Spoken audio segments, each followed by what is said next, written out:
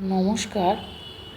আজ আপনাদের সঙ্গে শেয়ার করে নিচ্ছি মাছের পাতলা ঝোলের একটা রেসিপি, যার জন্য আমি নিয়ে নিয়েছি 3 পিস রুই মাছ। আর সবজি হিসেবে নিয়ে নিয়েছি আলু, পটল, গাজর, বিনস, টমেটো আর আদা। একটা বাটিতে হলুদ, ধনে গুঁড়ো আর জিরে গুঁড়ো একটা পেস্ট আমি বানিয়ে নিলাম জল দিয়ে গুলে।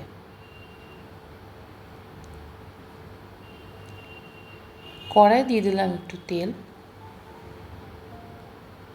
তেলটা ভালো করে গরম হয়ে এলে তেলের মধ্যে ফোড়ন হিসেবে দিলাম জিরা আর 5 ফোড়ন।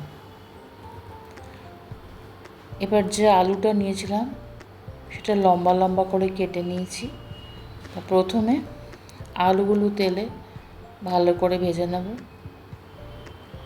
তার সঙ্গে দিয়ে দেবো পটলগুলো আর বিনস আর গাজর, সবগুলো সবজি একসঙ্গে ভালো করে নাড়াচাড়া করে ভেজে নেব। এবার দিয়ে দিলাম বেগুনটাও ভালো করে ভেজে নেব। ওদিকে আদা আর টমেটো একটা পেস্ট বানিয়েছি, সেটাকেও এর মধ্যে দিয়ে দিলাম। এবার পুরো মশলাটাকে ভালো করে কষে নেব।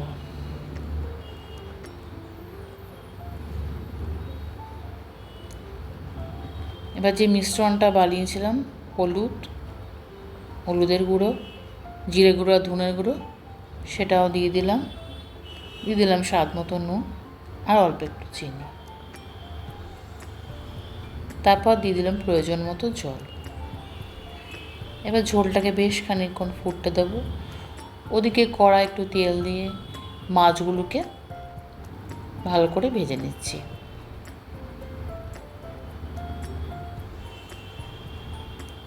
মাছগুলো ভাজা হয়ে গেলে একটা পাত্রে তুলে রাখলাম।